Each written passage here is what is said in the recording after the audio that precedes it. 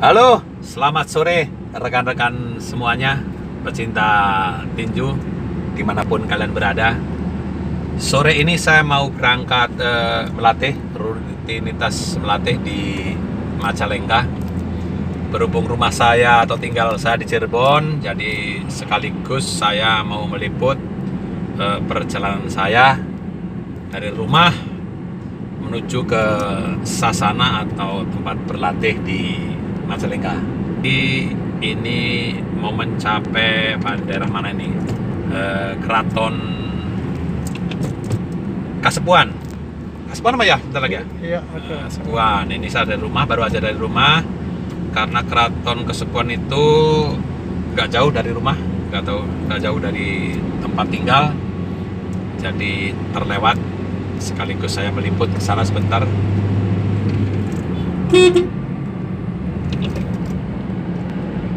Cuaca enak ini, nggak hujan biasanya.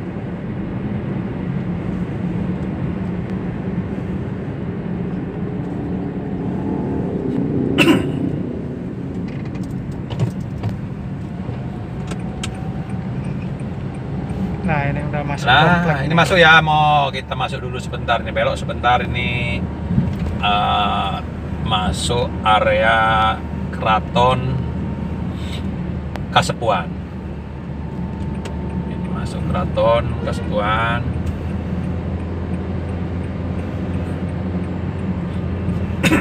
Keraton ini akan sangat ramai manakala ada muludan, ya mau ya muludan. Iya, mulai dari Karena ada acara apa itu Panjang Jimat.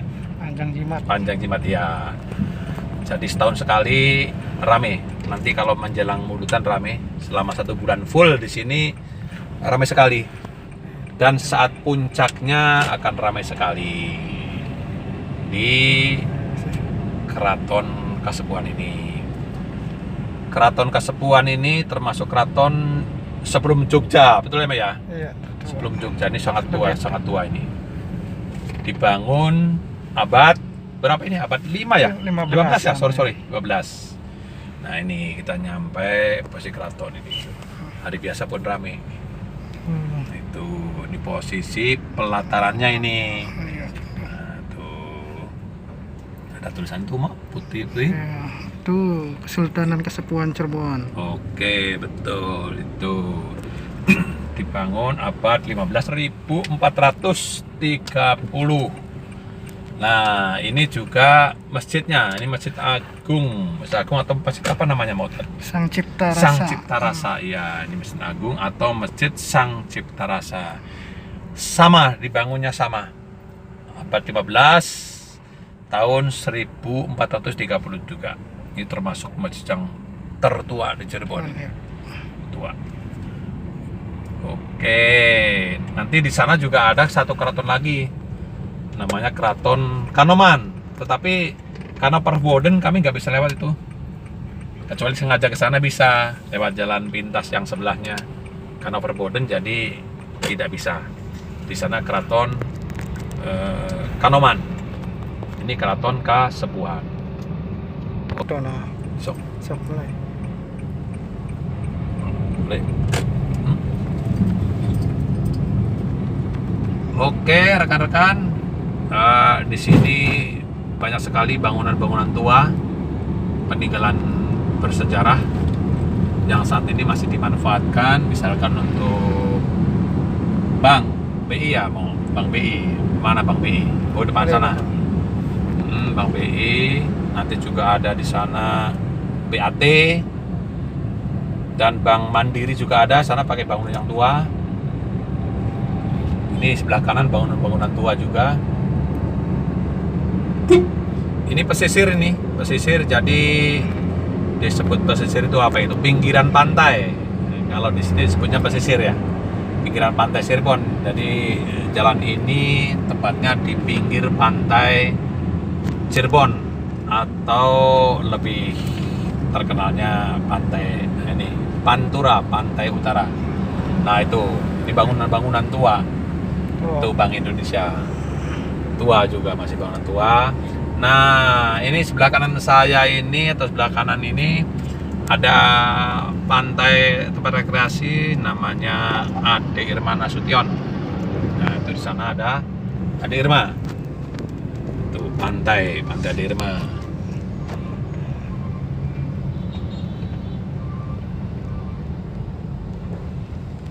Nah, sebelah kanan itu juga ada bangunan tua sekarang dipakai untuk Bank Mandiri. Cuma sayang ini tertutup. Apa ini tertutup? Ada truk.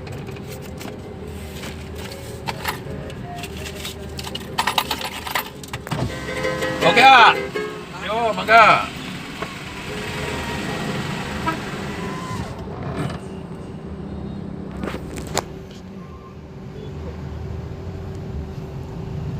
Nah, sebelah kanan itu bangunan tua untuk Bank Mandiri. Lah, ini bangunan tua termasuk juga sejarah. Ini BAT nih. BAT itu singkatan dari British American Tobacco ya, Pak. Iya, betul. Dari pabrik rokok lah begitu dulunya. Rokok yang dibangun tahun berapa nih, agak lupa ingat ini. 1924 ada tulisan di atas itu. Dibangun 1924 dan udah tutup, rekan-rekan. Sudah tutup, tidak produksi lagi semenjak 2010. Jadi dibangun 1924 dan tutup 2010 dan sekarang sudah menjadi cagar budaya. Ya, tempat untuk nongkrong-nongkrong anak-anak muda, untuk foto-foto. Nah, ini bangunan tua juga ini. Bangunan sangat tua ini dijadikan untuk gudang.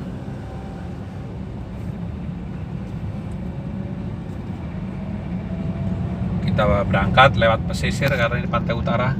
Ini sebelah kanan ini dulunya tempat untuk gudang-gudang pupuk, gudang kayu. Jadi peninggalan dari dulu ini bangunannya masih banyak.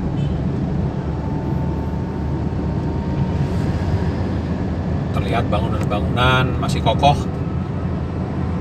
tetapi terlihat sangat tua. Belakang sini adalah pelabuhan, nanti di sana ada pintu 1, nanti pintu 2, dan depan sana pintu 3. Pintu 3 pelabuhan. Jadi tempat untuk bongkar muat material ataupun sembako. Biasanya bongkar seperti palawija. Kalau material itu ada pasir, juga batu bara, ini dibongkar dari pelabuhan Cirebon.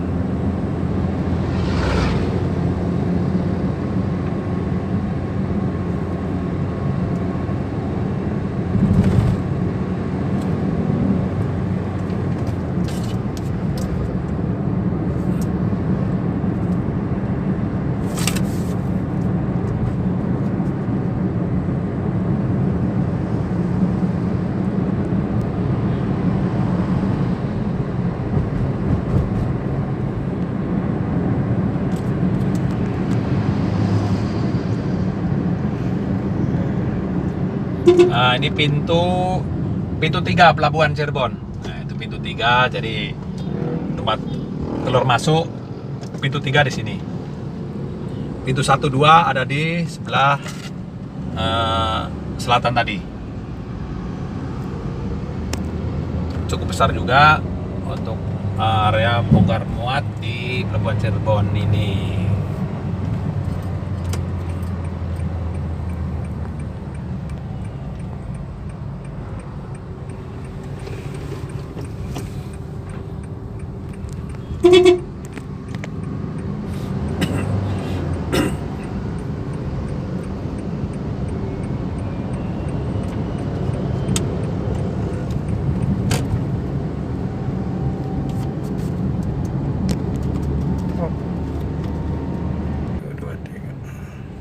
Oke, kita sampai di perempatan alun-alun apa ini? Kejaksan, alun Kejaksan. Nah, ini alun-alun dalam tahap renovasi ini.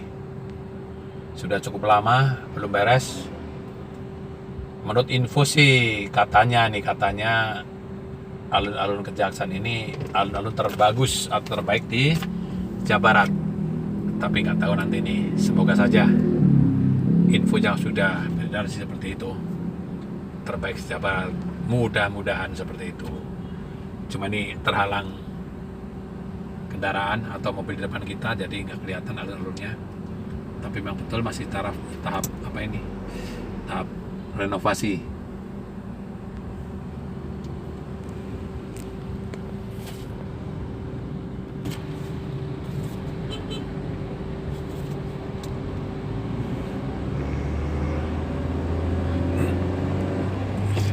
Nah, itu tahap pembangunan masih lama kayaknya ini. Semoga saja sesuai dengan rencananya, terbaik sejak berat katanya. Semoga saja ya, begitu rekan-rekan.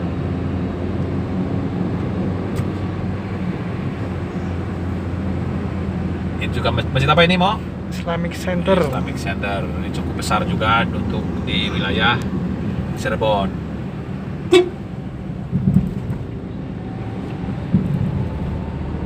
Ini tadi saya agak kesorean nih berangkatnya, ada sesuatu hal soalnya, tapi nggak apa-apa karena di sana juga ada asisten, jadi anak-anak tetap berlatih.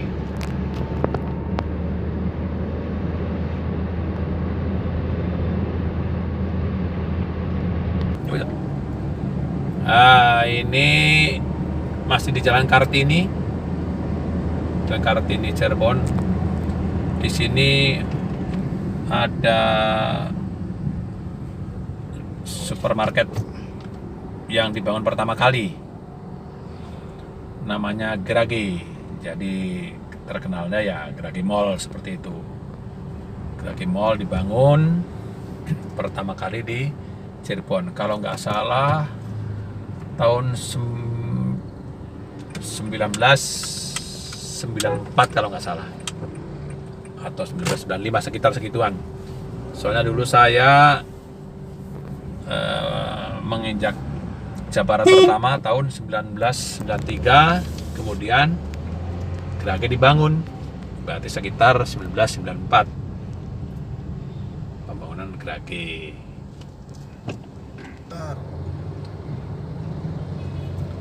Kita tetap melaju menuju Jatiwangi, rekan-rekan.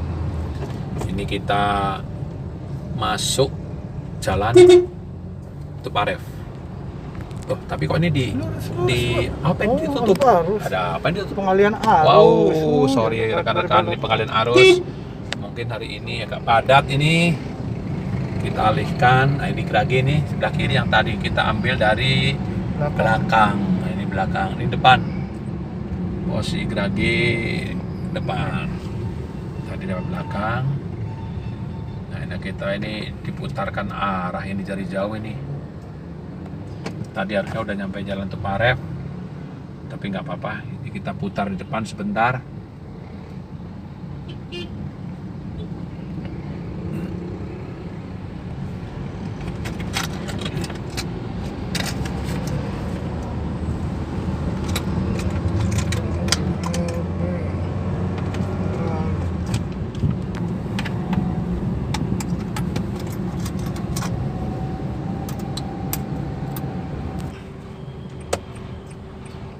Nah, kita belok di sini tadi dialihkan jalurnya karena di sana terlalu padat.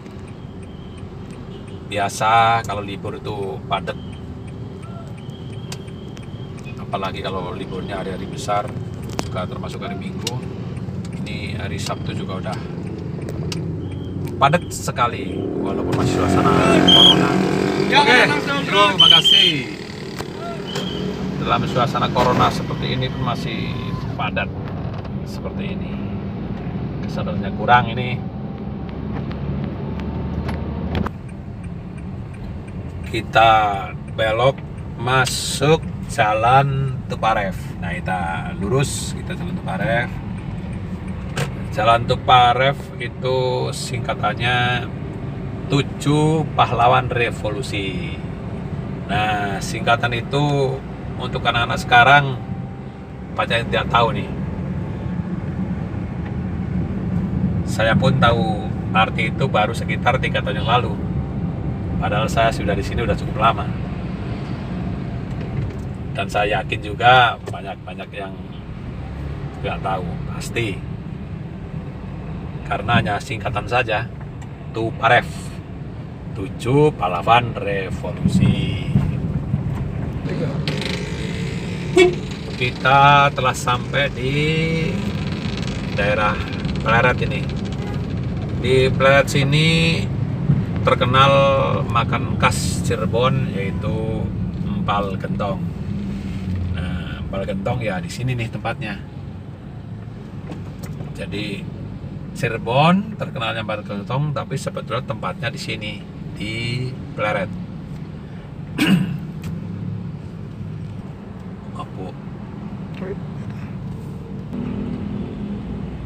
Nah, itu diantaranya rumah makan empal gentong. Ini baru sebelah kanan ini, belum sebelah kiri.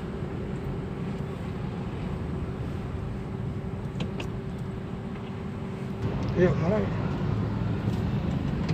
Oke, depan sini ini empal gentong Hajah Tasyah. Terus depannya empal gentong Haji Aput. Nah, Haji Aput ini yang tiap harinya banyak pengunjung ini. Haji Aput sama empal gentong satunya Amarta. Ini tiap harinya full pengunjung. Banyak sekali. Bagi rekan-rekan yang suatu saat berkunjung ke Cirebon, silahkan menikmati empal gentong yang banyak pengunjungnya ini, diantaranya Haji Aput sama depan sana itu Amarta, empal gentong Amarta sama empal gentong Haji Aput. Nah, ini full tidak pernah berhenti nih, banyak sekali pengunjungnya. Sampai di sini jalan macet karena ya banyak pengunjung yang mau menikmati makan khas Cirebon yaitu empal gentong. Di Cirebon ada 2 makanan khas, yaitu empal gentong dan satunya nasi jamblang. Tapi nasi jamblang nanti ada di daerah sana, ada di depan sana, yaitu di Desa Jamblang. Itu khasnya makanan jamblang ya di Desa Jamblang. Walaupun di kota Cirebon banyak yang jual nasi jamblang, tetapi aslinya dari sana, dari Jamblang. Juga terkenal tahu gejrot. Nah, kalau tahu gejrot merata. Tapi kalau nasi jamblang yang paling saya suka ya di Desa Jamblang itu, rasanya khas. Silakan barangkali ada yang pingin menikmati makanan khas Cirebon, nasi jamblang juga banyak di Cirebon. Kalau sampai rekreasi yang terkenal ada di sana di pelabuhan, nasi jamblang pelabuhan namanya. Itu kalau pagi pengunjungnya juga sangat ramai, membuat kita jadi semangat menikmati begitu rekan-rekan. Nah, ini masih di Pleret. Tadi terkenal empal gentongnya. Di sini juga terkenal batik Trusminya nih. Di sini ada apa namanya ini? Pengrajin batik di wilayah Pleret atau Desa Trusmi. Jadi ke arah kanan tadi itu banyak pengrajin batik. Juga terdapat mall yang cukup besar di sana. Terpajang beberapa batik lokal di sini. Barangkali rekan-rekan berkunjung ke Cirebon juga bisa mampir ke Galeri Batik Trusmi yang banyak terdapat di sini. Home industri ataupun yang sudah terpajang di mall tadi, begitu rekan-rekan.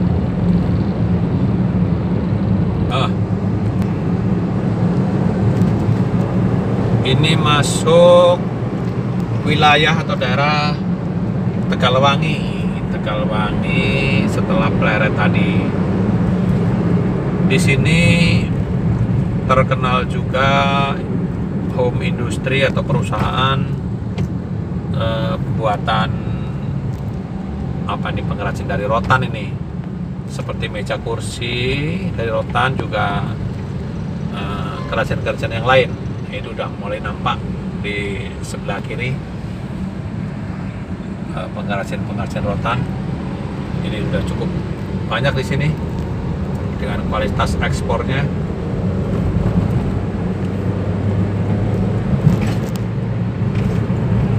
Sebelah kanan juga banyak, sebelah kanan kiri, karena memang di sini banyak sekali pengrajin rotan.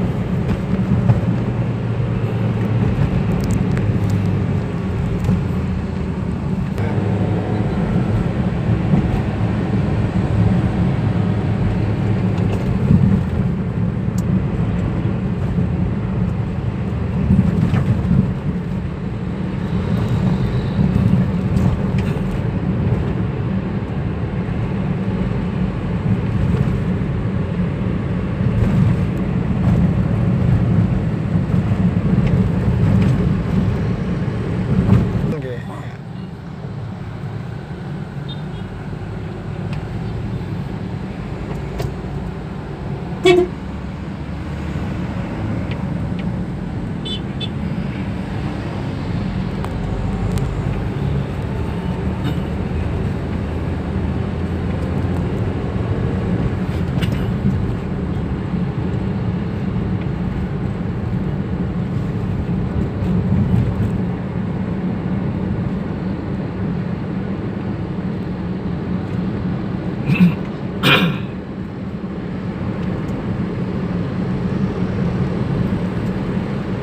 Nah, ini pintu tol Plumbon ini. Jadi kalau dari arah Cirebon atau Semarang atau Tegal, ini kalau mau ke Jakarta bisa masuk ke tol ini, namanya pintu tol Plumbon. Kita masuk ke kiri. Itu mau ke Bandung, ke Jakarta, ke Bogor, masuk sini di pintu tol. Tapi saya tidak masuk sini, saya mau masuknya lewat sana aja, depan pintu tol Palimanan. Sama aja karena ini juga nggak macet, jadi cuma beda sedikit sekali karena nggak macet. Nah, nanti setelah sampai Palimanan saya masuk tol, karena kalau nggak masuk tol di sana nanti ada pabrik semen Indosemen, jadi banyak truk-truk besar yang menghambat perjalanan, jadi lebih baik masuk tol saja. Karena kalau masuk tol dari rumah itu rata-rata 1 jam.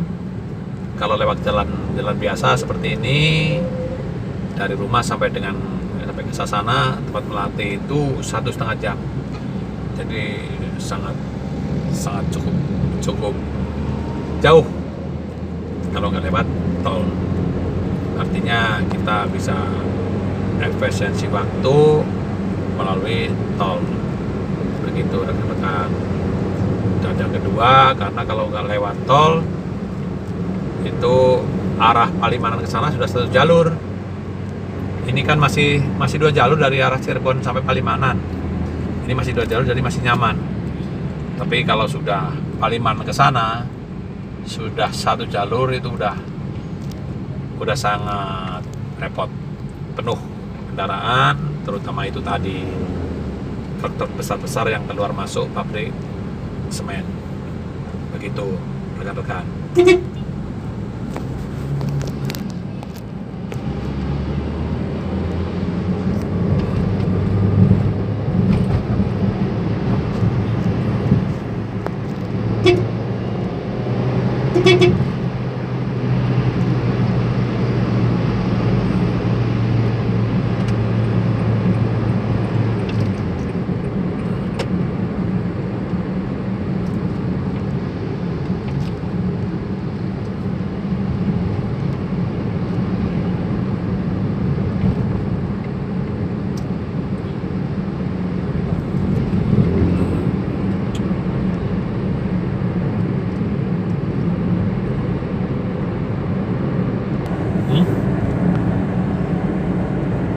Jamblang kan di Jamblang ya.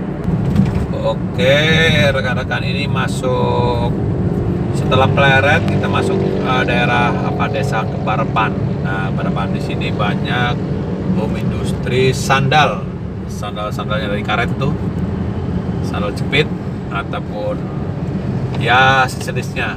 Jadi di sini banyak juga pengrajin seperti itu.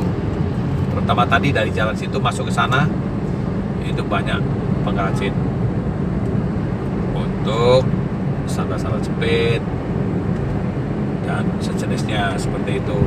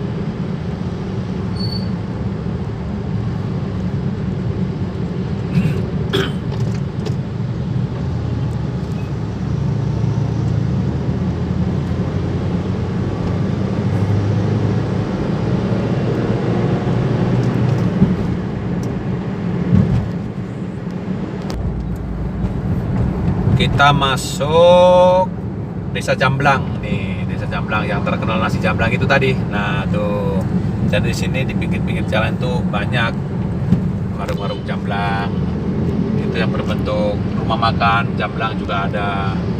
Jadi di sinilah ini apa namanya, makanan khas Jamblang yang dulu pertama kali muncul ya di sini. Cuma akhirnya masuk ke wilayah Cirebon yang menjadikan kota Cirebon terkenal dengan makanan atau khas nasi jamblang tadi. Malah dari sini nih, dari Desa Jamblang sini. Oke, di sini juga terkenal atau ada wihara nih, wihara yang telah terkenal menjadi apa namanya, tempat apa namanya mau. Aduh, saya mau ngomong cagar budaya kok susah banget ini. Jadi wihara di sini sudah menjadi cagar budaya karena sudah dibangun sejak lama sekali. Di sini terkenal komplek apa namanya ini, pecinan.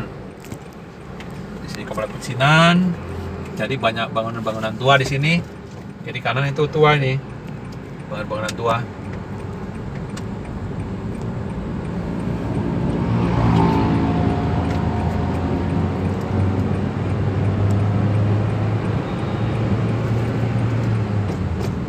Terlihat di sana kiri kanan kiri bangunan yang sangat tua, peninggalan zaman dulu. Jadi para apa ini, artinya yang orang-orang Cina dulu banyak yang bermukim di sini. Sampai sekarang pun masih banyak. Dengan adanya wihara tadi yang sudah menjadi cagar budaya. Juga di belakang perumahan sini atau rumah ini banyak sekali ini makam Cina, atau kalau orang sini nyebutnya bong Cina. Bong Cina atau makam Cina banyak sekali terdapat karena memang di sini banyak orang-orang Cina yang dulunya. Begitu rekan-rekan.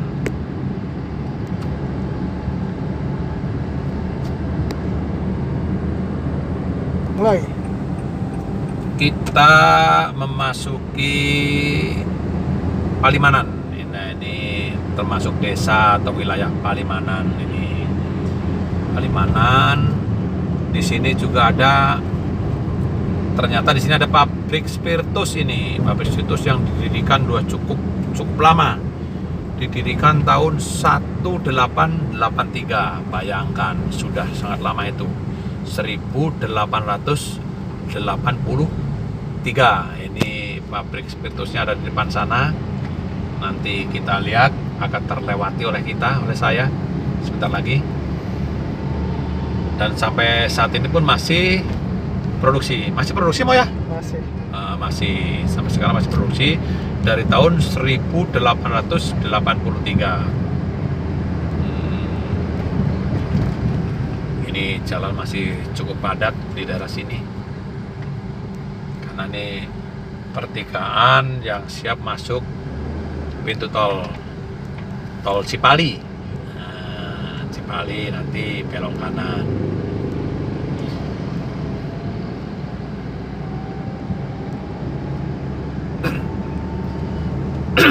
Nah, ini kanan jalan pabrik spiritusnya, kalau nggak salah daerah sini. Ntar lagi kita lihat pabrik spiritusnya, rekan-rekan,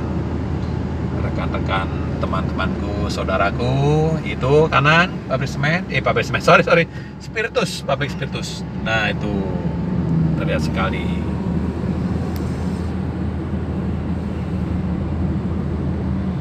Nah, kita sebentar lagi belok kanan, rekan-rekan, karena saya mau potong jalan biar cepet kita masuk tol. Karena kalau kita lurus ke sana ada pabrik semen, jadi banyak truk-truk yang menghambat perjalanan. Itu yang pertama.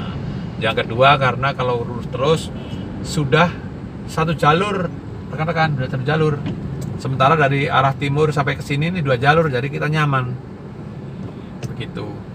Nah, daripada kita lama, kasihan anak-anak yang menunggu latihan di sana, saya lebih nyaman masuk tol.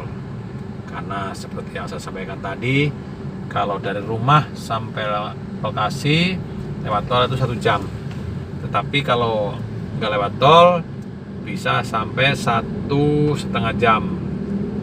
Padahal dari sini ke sana sebenarnya udah nggak begitu jauh. Cuma karena macetnya itu. Nah, itu ada rambu-rambu atau identitas pabrik semen. Oke, kita belok kanan, rekan-rekan.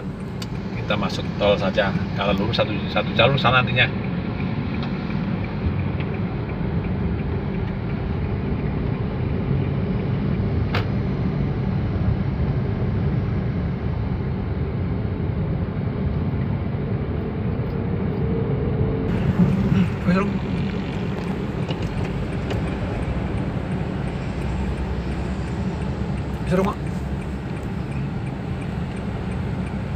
Kita masuk tol, rekan-rekan. Oke, kita masuk tol Cipali biar cepat, ajar waktu. Kita siapkan dulu kartu, rekan-rekan, biar cepat, saudara-saudara. Oke.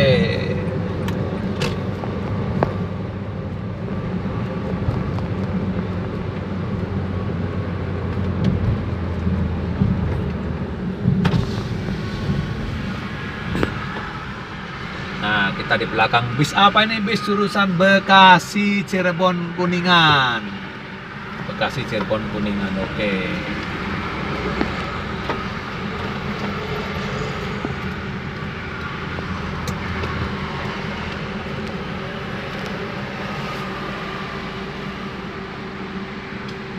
Kok lama pintunya?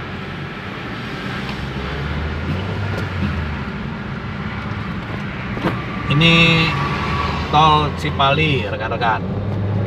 Cirebon Palimanan, Cipali. Jadi kalau kita mau ke Jakarta, Bandung,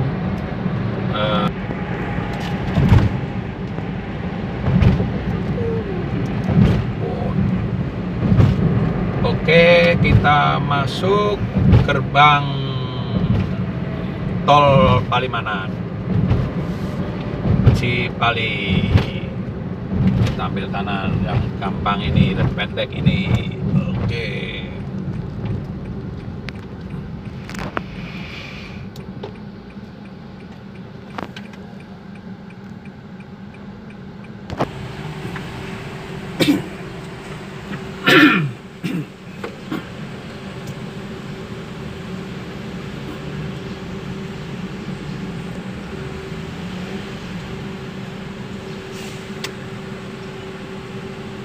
Oke.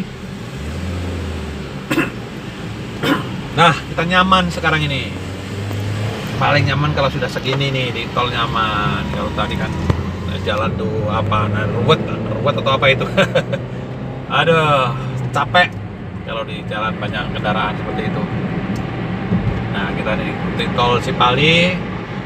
Nah, di sini ada cerita ini.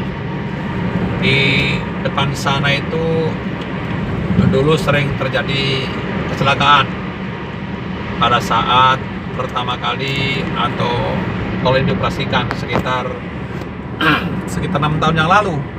6 tahun lalu setelah tol ini operasi masih mulus sekali, banyak sekali kecelakaan di satu area, di satu wilayah, terutama wilayah di depan sana di KM 182 kalau nggak salah ya. Iya, KM 182 ini KM 186. Nah, ini KM 186 depan KM 185, nanti di KM 182 dulu sering terjadi kecelakaan.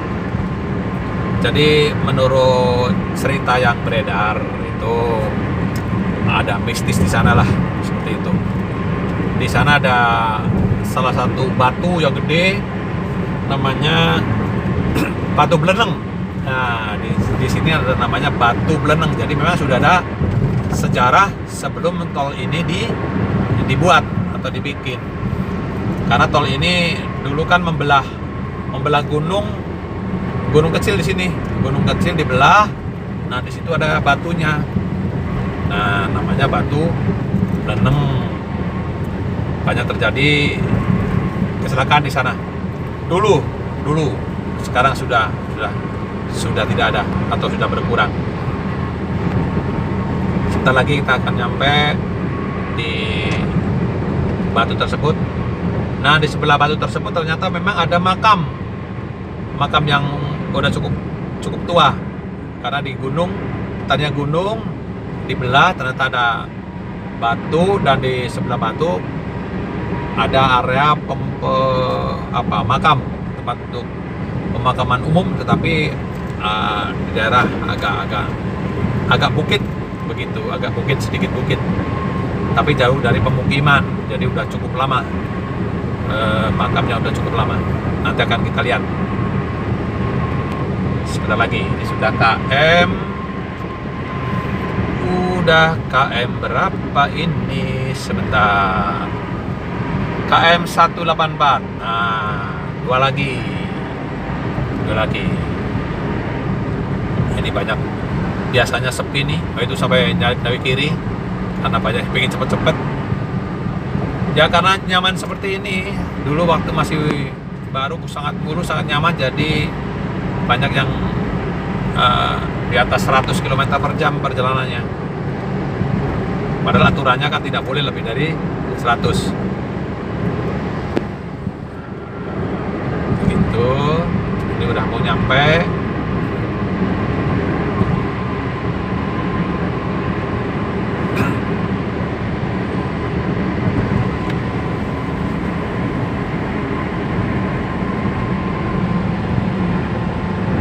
Biar lebih jelas, saya akan mengurangi kecepatannya ya rekan-rekan. Udah hampir nyampe nih. Nah, itu udah 183. Satu lagi. Oke. Nanti sebelah timurnya Batu Beleneng itu makam. Nah, itu makam itu ya, kalau menurut yang kepercayaannya, yang percaya seperti mistis ya, mungkin itu tempatnya. Nah, ini sebelah timur ini makam nih. Itu makam, itu Beleneng. Nah, nih sekarang udah tempat untuk nongkrong karena udah beda jauh dengan yang dulu mungkin nggak pada berani.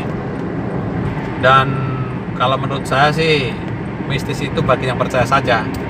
Bagi yang nggak percaya dengan itu, karena memang kenyataannya jalan ini mulus. Yang pertama, yang kedua agak membelok, jadi menikung dari timur ke sini, menikung, baik yang dari sana maupun sini sama-sama menikung. Jadi otomatis mungkin saja bisa membentur dinding pengaman karena mungkin ngantuk. Yang ketiga, karena memang dari Bandung, Jakarta atau Bogor itu perjalanan yang cukup jauh dengan kenyamanan dan mungkin ngantuk, dan dengan apa ini, aspal atau apa ini, dasar jalan yang mulus, jadi terlena seperti itu. Mungkin bagi yang tidak percaya dengan mistis, karena mereka terlena dengan kenyamanan tol ini, akhirnya ngantuk, nikung, nah nabrak itu biasa saja. Tapi itu kembali ke pribadi masing-masing. Kalau percaya mistis, memang kenyataannya itu ada cerita tadi yang awalnya sudah ada batu berenang. Nah, bagi yang percaya, karena kenyataannya tol ini sangat mulus, sangat bagus, karena perjalanan yang jauh sehingga ngantuk, terlena, akhirnya ya seperti itu, terjadi kecelakaan. Jadi kembali ke pribadi masing-masing. Ini dulu saya waktu 6 tahun yang lalu, pas baru-barunya tol ini, saya udah nyoba, memang ya sangat nyaman sekali. Sangat nyaman, kita lari 120, 130 atau 140 pun sangat nyaman sekali. Begitu. Tapi sekarang ini ya udah mulai bergelombang karena memang dimakan waktu. Juga sudah mulai banyak hujan kan otomatis membuat jalan sedikitnya agak rusak. Begitu. Tapi saat itu juga masih cukup nyaman. Jadi kalau dari Jawa Tengah atau Jawa Timur sekarang udah nyambung, kalau ke Jakarta, Bogor atau Bandung otomatis lewat tol ini. Dari Semarang juga lewat tol sini. Surabaya sama aja. Pokoknya yang dari arah timur tetap lewat jalur ini apabila mau pakai atau mau lewat Bandung, Jakarta, Bogor, itu lewat jalur ini. Sangat nyaman rekan-rekan. Ada sedikit-sedikit lubang, wajar karena sudah cukup lama.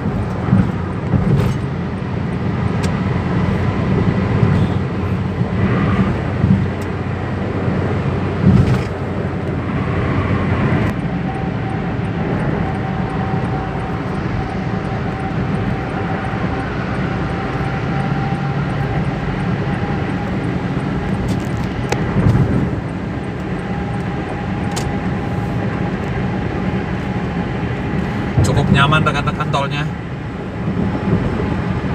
masih cukup mulus.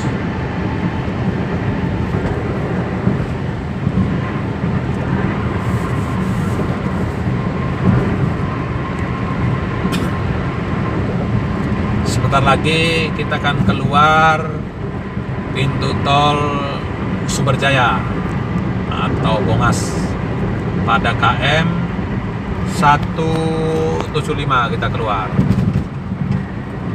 Nah, sebetulnya kalau kita nggak lewat tol dari Palaman tadi lurus, kita lewat Panjalin, di sana ada rumah adat Panjalin. Jadi satu-satunya rumah adat di Kabupaten Majalengka itu di Panjalin. Ada satu bangunan rumah tua atau rumah adat peninggalan ya bersejarah di sana, namanya rumah adat Panjalin. Nah, itu rumah adat itu ternyata setelah saya berkunjung ke sana, infonya belum banyak yang tahu bahwa di daerah Majalengka ada rumah adat Panjalin. Dan saya pun sudah tinggal di Jawa Barat itu dari tahun 1993, berarti sudah cukup lama, udah 20, udah berapa tahun itu, saya udah 25 tahun lah, 27 tahun, sudah 27 tahun. Ternyata baru tahu ada rumah adat Panjalin pun baru belum ada setahun, baru 6 bulan yang lalu ternyata di Panjalin ada rumah adat Panjalin. Itu pun saya tahu dari atlet saya bilang di Panjalin ada satu rumah adat Panjalin. coba Pak kita lihat ke sana. Nah, saya diajaklah ke sana. Akhirnya saya juga syuting ke sana. Jadi saya sambil latihan, sambil menggali budaya atau ingin mengetahui sejauh mana sejarah rumah adat Panjalu tersebut.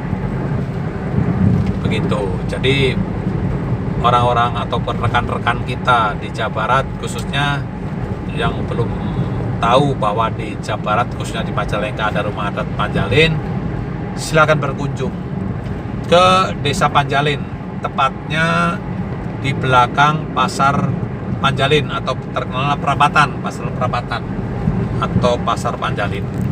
Di sana ada rumah adat Panjalin.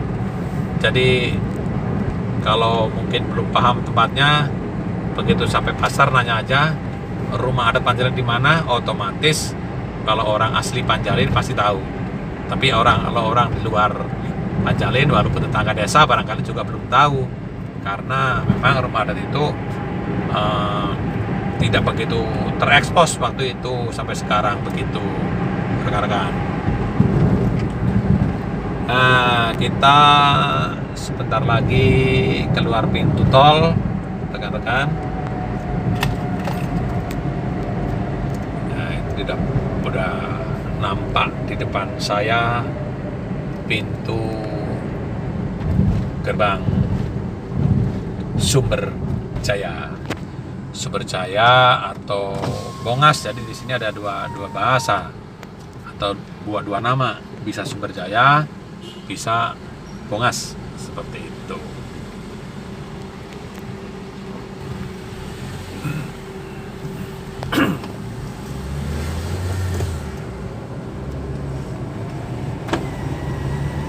Kita keluar tol, saudara-saudara, rekan-rekan. Kita ke arah Bandung, ke arah barat. Nah, ini kalau ke arah timur nanti ketemunya tadi Palimanan.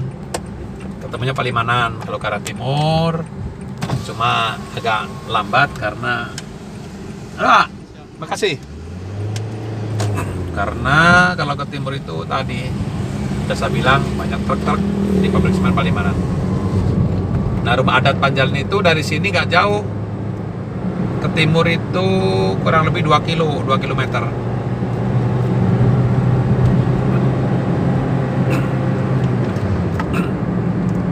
Nah, di daerah sini 5 tahun yang lalu ini masih bentuknya apa ini? Kalau nggak banyak rumah namanya apa sih? Kalau dalam orang sini namanya bulak atau apa mau? Banyak rumah namanya. Hawangan. Toangan. Kalau toang itu bahasa Sunda ya. Kalau orang Jawa bulak, nggak tahu kalau bahasa Indonesianya apa ini. Intinya gini, kalau 5 tahun lalu di sini itu nggak ada rumah, masih sepi. Kiri kanan belum ada apa-apa, jadi masih ngeri. 5 tahun yang lalu sampai 10 tahun lalu. Nah, tahun-tahun kemarin udah mulai dibangun perusahaan-perusahaan di sini, seperti garmen, pabrik sepatu. Nah, ini udah muncul pabrik rokok ini pabrik rokok Sampurna. Terus nanti depan sana ada garmen, juga ada pabrik apa itu pengalian apa food apa itu yang dari ikan laut itu. Tapi belum begitu paham, saya masih pabrik baru itu.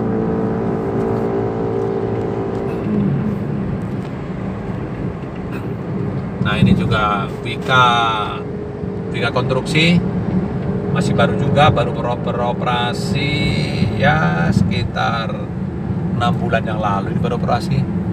Ini Wika Konstruksi. Kalau untuk Wika Beton ada di sana. Dari sini ke barat kurang lebih 5 kilo. Itu pabrik Probeton. Itu sih udah lama, dari tahun 1982. Nah, kalau ini baru dibangun, ini adalah pindah dari Bogor, Wikon atau Wika Konstruksi. Nah, di sini udah mulai banyak bangunan dari Bandung, dan rencana memang menurut info garmen-garmen yang di Bandung atau pabrik tekstil, rencana pindah ke sini, ke Majalengka, karena di sini yang pertama adalah mendekati pelabuhan pelabuhan Cirebon, juga pelabuhan yang baru dibangun di Subang, nama pelabuhan apa Mo? Fasilitas nanti sebagai transportasi di samping Cirebon juga Subang. Dan semenjak dibangun bandara Kertajati, itulah muncul pabrik-pabrik baru. Kalau dari sini ke Bandara Kertajati sekitar, dari titik sini ini sekitar 10 kilo dari titik sini, dari Sumberjaya, sudah nggak begitu jauh. Tapi kalau tadi dari tol sana sekitar paling lama 10 menit udah nyampe ke bandara kalau lurus tadi dari tol. Tapi kalau dari sini ya sekitar 20 menit sampai 30 menit, karena jalan juga nggak bisa cepat. Nanti kalau udah nyampe di Kadipaten, kan di sana banyak pabrik tekstil yang menghambat perjalanan, begitu rekan-rekan.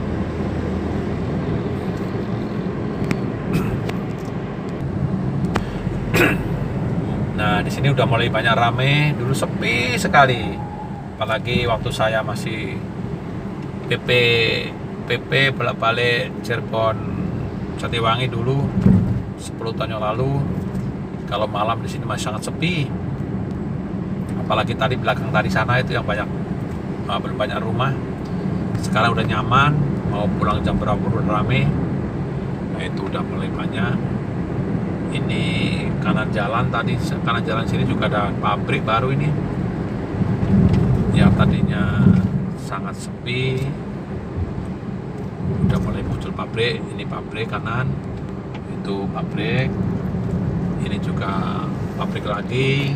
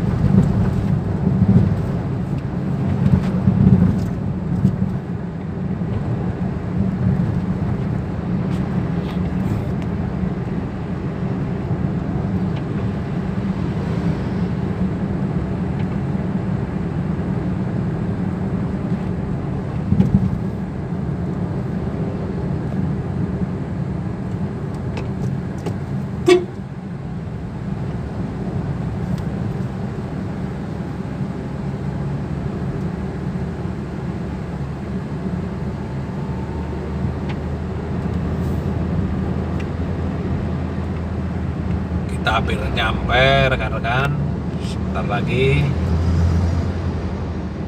Ya, risikonya seperti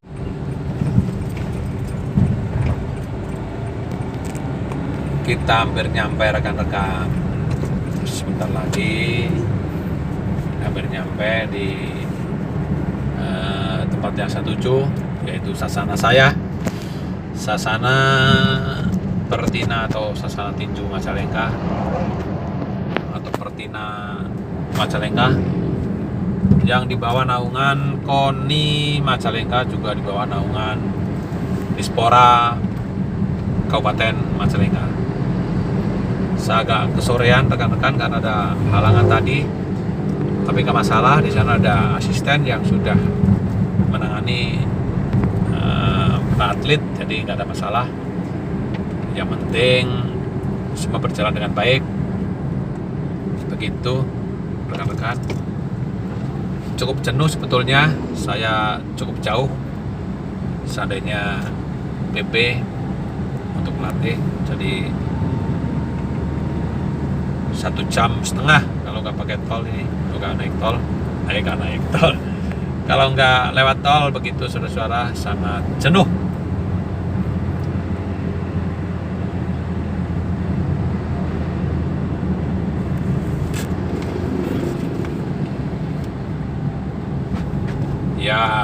beginilah ini suatu, bukan pengorbanan ya, bukan pengorbanan tapi suatu pengabdian. Yang pertama karena hobi, kedua ingin memberikan yang terbaik buat atlet-atlet saya, dan selanjutnya juga memberikan yang terbaik untuk Kabupaten Majalengka. Seandainya atlet-atlet ada yang berprestasi, nggak lebih dari itu rekan-rekan. Jadi kalau nggak kita siapa lagi? Selagi kita bisa, selagi kita mampu, ya kita berikan yang terbaik kepada yang membutuhkan. Mungkin barangkali Kabupaten Majalengka masih membutuhkan saya terima kasih sekali. Saya tetap melaksanakan saya sebagai pelatih, melaksanakan tugas saya dengan baik, mencetak atlet yang berprestasi, sehingga atlet itu akan mendapatkan sesuatu yang baik buat atlet itu sendiri, mendapatkan apa yang dia cita-citakan. Dan Kabupaten Majalengka, khususnya KONI, juga Dispora akan mendapatkan nama yang baik juga, begitu. Dan saat ini lagi mempersiapkan diri untuk Pekan Olahraga Daerah atau Porda Jabar. Kalau untuk Popda yang sebetulnya dilaksanakan bulan September kemarin, gagal dilaksanakan untuk Popdanya karena situasi pandemi Corona saat ini yang masih berlangsung, sehingga dengan terpaksa atau dengan merasa kecewa, Popda Pekan Olahraga Pelajar dibatalkan.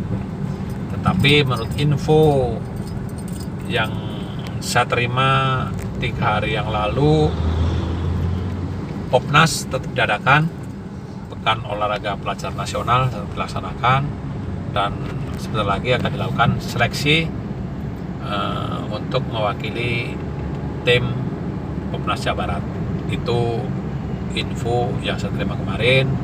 Semoga berita itu betul, benar, jadi semakin bersemangat untuk mengikuti ajang seleksi tersebut. Dan untuk babak kualifikasi Porda sampai saat ini belum dimunculkan berita kapan ada BK, tapi mudah-mudahan sepatnya juga akan muncul agenda atau jadwal kapan BK tinju dilaksanakan. Tetapi kalau untuk cabang yang lain itu sudah ada jadwal-jadwalnya, hanya tinju kayaknya belum ini.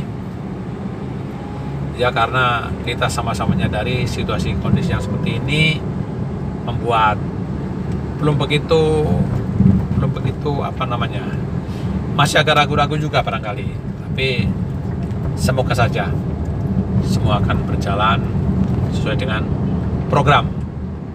Oke rekan-rekan, saya belok kiri, ini masuk gang rekan-rekan ya, masuk gang. Iya, ini kita nyampe. Oke rekan-rekan, kita sampai area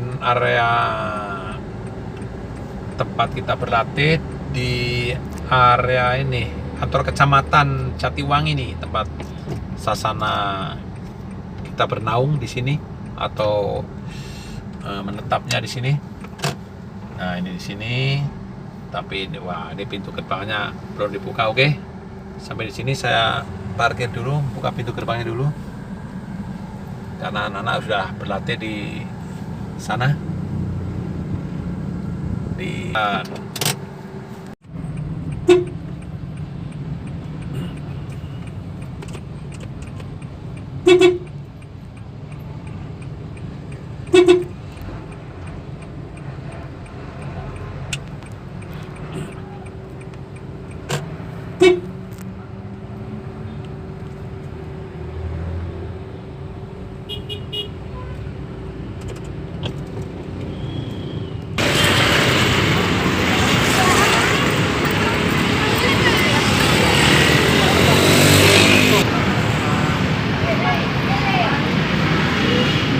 Untung YouTube.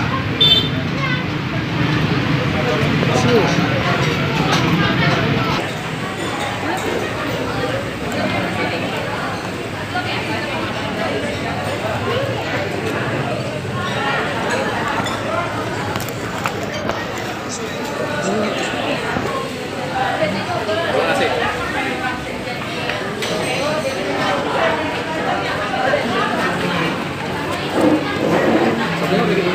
Udah syuting dulu.